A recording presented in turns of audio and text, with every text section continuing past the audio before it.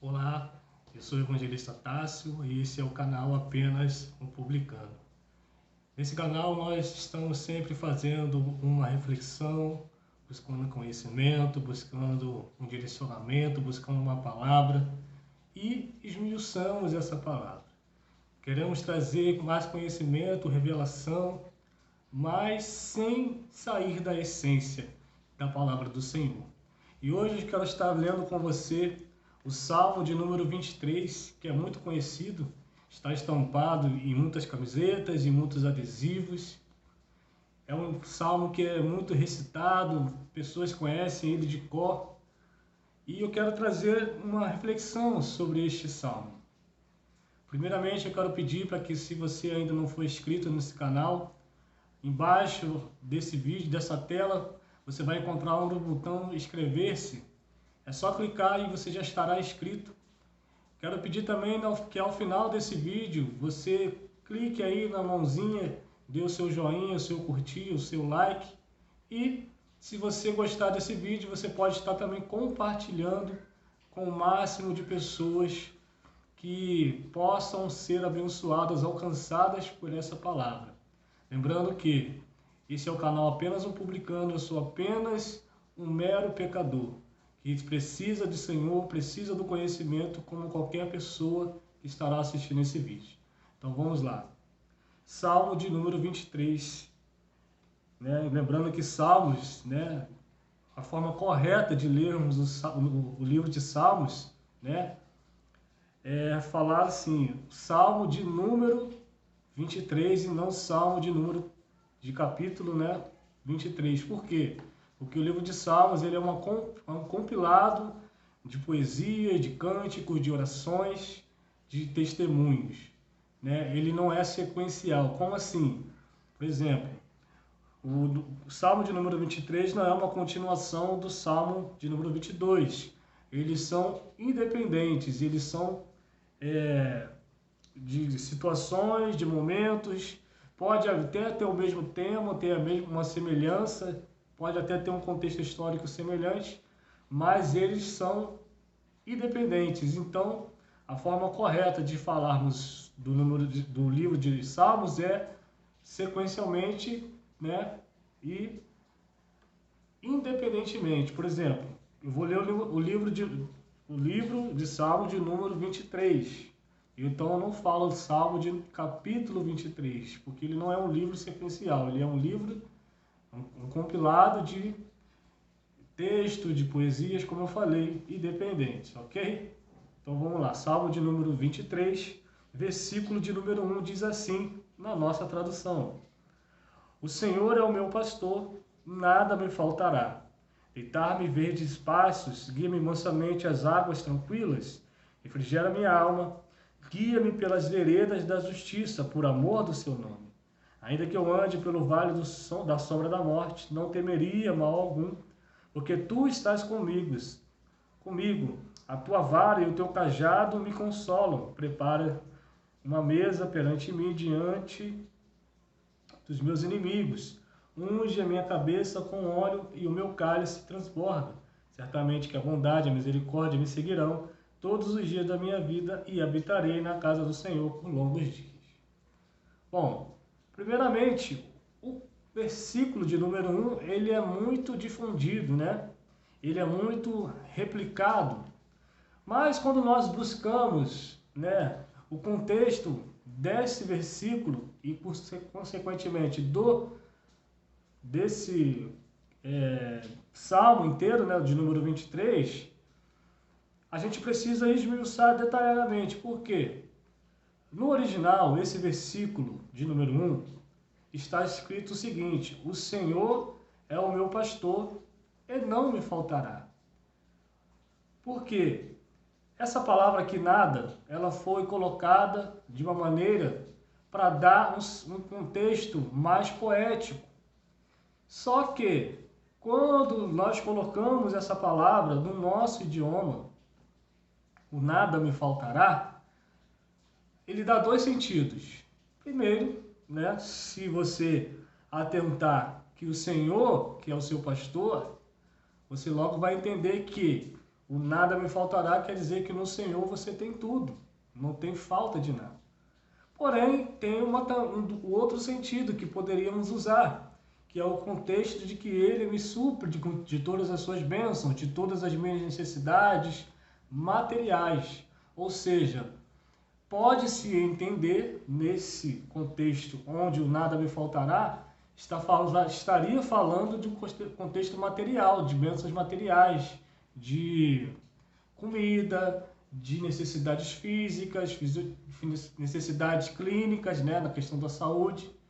Mas não é isso que está no original hebraico. O original hebraico não tem essa palavra nada aqui. Está dizendo unicamente: o Senhor é o meu pastor e não me faltará. Que quer dizer que o Senhor, Ele é o meu pastor, então eu não tenho falta, porque Ele é tudo que eu preciso. E os versículos posteriores me dão esse embasamento para o que eu estou mostrando para você nessa noite, nesse vídeo, né? Você pode estar vendo durante a manhã, durante a tarde, durante a madrugada. Olha o versículo 2: deitar-me faz em verdes pastos, guia-me mansamente às águas tranquilas. Ou seja, verdes pastos para a ovelha é alimentação, né? É uma alimentação, é fartura. Guia-me mansamente às águas tranquilas. São caminhos de paz, de que não me falta nada, verdadeiramente. Refrigera a minha alma. Guia-me pelas veredas da justiça, por amor do seu nome. Aí você pode estar dizendo assim: evangelista, então está falando sim de bênçãos materiais. Mas olha o versículo 4. Ainda que eu ande pelo vale da sombra da morte, não temeria mal algum, porque tu estás comigo. A tua vara e o teu cajado me consolam. A vara fala de um contexto de liderança, né? De um contexto de mandamentos, de lições, de leis que eu preciso seguir, que se eu andar segundo os seus mandamentos, eu estarei seguro. E o cajado fala de ministério. Ou seja, quando eu estou no Senhor, a sua própria lei, a sua própria autoridade, o próprio ministério pastoral me dão segurança, me dá consolo. Preparas uma mesa perante mim na presença dos meus inimigos. Unges a minha cabeça com óleo e o meu cálice transborda. Certamente que a bondade e a misericórdia me seguirão todos os dias da minha vida. E habitarei na casa do Senhor por longos dias. Então, o Salmo de número 23 está falando não de bênçãos materiais, mas de comunhão com o Senhor. O salmista Davi está fazendo aqui um paralelo. Você sabe que Davi era um pastor de ovelhas, era um pastor que cuidava das suas ovelhas, das ovelhas de seu pai, e mais que isso, ele cuidava das ovelhas malhadas, né? Quando nós lemos lá o livro onde o profeta vai ungir um rei da casa do pai de Davi ali, e o pai de Davi escolhe os melhores filhos e deixa o mais jovem, porque nessa época aqui era costume que os mais jovens, os filhos mais jovens, cuidassem dessas coisas mais simplórias, né? Que é dar alimento, que é dar bebida, que é conduzir o rebanho, que é cuidar do rebanho. Enquanto a partir dos filhos mais velhos cuidavam de coisas mais importantes. Pois bem, então Davi, que era um pastor, que era uma profissão humilde, né? Era uma profissão comum, tá? Está fazendo um paralelo do Senhor como ele mesmo, na visão que ele tem do que é o cuidado, do que é o zelo de um pastor de ovelhas pelas suas ovelhas. E você vai ver que Davi, ele lutou com um dragão, não, com um leão, com um urso, para proteger as suas ovelhas, as ovelhas de seu pai. E quando eu falei sobre as ovelhas malhadas eram aquelas ovelhas que tinham menos valores, até para o sacrifício. Você vai lembrar que, para se fazer o sacrifício perante o Senhor, o cordeiro, o animal, ele não poderia ter mancha, ele não poderia ter doença, ele não poderia ter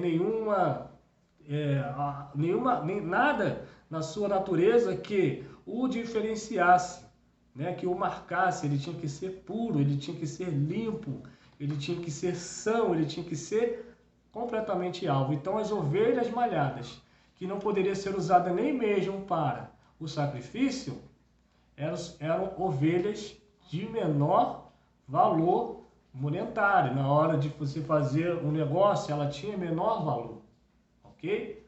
Você vai ver também a história lá do Labão, né? Que primeiramente ele bota ali o seu genro para cuidar das malhadas, porque elas eram menos, né, valorizadas, elas tinham menos valor monetário. À medida que, né, o Jacó vai prosperando, vai enriquecendo, mesmo elas sendo de valor monetário menor, mas a quantidade que ia crescendo fazia com que o seu genro tivesse mais lucro do que ele mesmo. Ou seja, as ovelhas malhadas eram ovelhas de menor valor, né? E para ela ter algum valor, ela tinha que se multiplicar de uma maneira sobrenatural.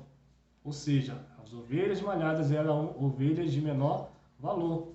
E Davi ficava por trás dessas ovelhas, ou seja, Davi cuidava das menores ovelhas, daquelas que não tinham menor valor, daquelas que eram desprezadas, daquelas que aparentemente o seu serviço eram de menor importância. E Davi estava lá cuidando dessas ovelhas, não só daquelas ovelhas que tinham o melhor dízimo, que tinham o melhor lucro. Você está entendendo onde eu quero chegar? Daquelas ovelhas que não eram pomposas, aquelas ovelhas que não eram agradáveis à vista, mas Davi estava lá, lutando com os ursos, lutando com os leões, cuidando das suas ovelhas. E ele vai fazer um paralelo com o seu Senhor justamente por isso. Porque o Senhor, ele cuida das suas ovelhas dessa mesma forma, né? Ele leva a pessoa para ter o seu alimento, ele leva a pessoa, a sua ovelha, para ter lugar de segurança, mas também ele não livra do dia mau, porque o dia mau ele vem, né? Por isso que ele fala lá no versículo 4, ainda que eu ande pelo vale da morte, eu não temeria, né? Porque tu, né, o pastor, o Senhor está comigo, porque esse é o papel do pastor, está em todos os momentos, porque a ovelha, se ela não tiver um pastor, ela se perde, ela sai do aprisco, e ela vai, e se perde, e ela passa a ser uma presa fácil para o seu predador. Então você vê que Davi está fazendo esse paralelo dele sendo pastor, dele, da visão dele, pelo zelo de ele cuidar das ovelhas do seu pai. Ele vê o mesmo zelo do Senhor para com a sua ovelha, para com os seus filhos. Então o versículo de número 1 de Salmo de número 23 está falando: o Senhor é o meu pastor e não me falta. Ou seja, ele está comigo quando eu estou em águas tranquilas, mas ele também está comigo no vale da sombra da morte. Ele dá a sua vida por mim. Ele unge a minha cabeça com óleo, porque as ovelhas, elas tinham ali o seu pelo muito grande. Então ela atraía muitos insetos. Você sabe que insetos são pragas, né? O Satanás, o Beelzebu, é o príncipe das moscas. E esses insetos entravam nos ouvidos da ovelha, colocavam ali os seus ovos. E as ovelhas acabavam ficando loucas, porque iam nascendo as moscas. E você imagina um inseto, quando um inseto entra no seu ouvido, você fica nervoso. Você já fica aflito. Imagine uma ovelha que não tem mão para tirar, que não tem recurso para poder ela mesma tirar esses insetos dos ouvidos. Então, por isso que o pastor ungia o azeite, o óleo na cabeça da ovelha. E esse óleo impedia que o inseto chegasse na ovelha para colocar os seus ovos. Além também de o óleo ser um instrumento, né, funcionar como um remédio. Naquela época, usava-se o óleo, o azeite e outras especiarias de óleos para fins medicinais, também era um instrumento de cura, de remédio, de remediar uma situação. Então o salmista Davi está falando justamente isso, fazendo este paralelo, que o Senhor também cuida da nossa saúde física, mental e espiritual. Esse é o contexto do Senhor não me faltar, do pastor não me faltar. Ele está comigo em todos os momentos. Ele está comigo nos mínimos detalhes. Ele está comigo das minhas maiores aflições, de quando eu não posso cuidar de mim, quando a minha mão não consegue alcançar. Ele cuida de mim, ele coloca um zelo, uma autoridade sobre a minha cabeça, porque o óleo também tem essa propriedade de ungir, de dar autoridade, de dar unção, de dar discernimento, né? Então o Senhor está em todos os momentos da minha vida. Por isso que a palavra fala: o Senhor é meu pastor e não me faltará em momento algum. Então esse é um contexto espiritual e não puramente material. Embora que, quando eu ando debaixo da autoridade, da vara e do cajado do meu pastor, eu também sou nutrido, eu também sou alimentado, eu também vou andar em águas tranquilas, mas ainda que eu ande pelo vale da sombra da morte, ele também vai estar lá. Então, o meu pastor é o Senhor, né? E não é só de bênçãos materiais que ele cuida, né? Essas bênçãos, certamente que a bondade e a misericórdia me seguirão todos os dias da minha vida. Quando eu ando debaixo do governo do meu pastor, o bom pastor, a minha vida está nas mãos daquele que sabe de todas as minhas necessidades, mas também daquele que está no controle da minha vida, no controle de tudo, e ele sabe exatamente o que é melhor para mim. Por isso que ele me dá o pão de cada dia. Por isso que ele provê o pão de cada dia. Eu posso estar no deserto, que o pão vai estar lá. Ainda que eu tenha que colher, ainda que eu tenha que cozer, né? Porque o maná era feito, ele descia nessa forma, né? Não descia lá o maná pronto, você tinha que colher, você tinha que cozer para você se alimentar. Então Deus, ele trabalha para aqueles que nele esperam, né? Eu creio no Senhor, por isso eu estou seguro. Eu creio nos profetas, por isso eu prospero. Mas o Senhor é o meu pastor e ele cuida disso, ele cuida de todas as coisas, de todas as áreas da minha vida. Que o Senhor te abençoe e te guarde, ele faça prevalecer o rosto dele, o governo dele sobre a tua vida.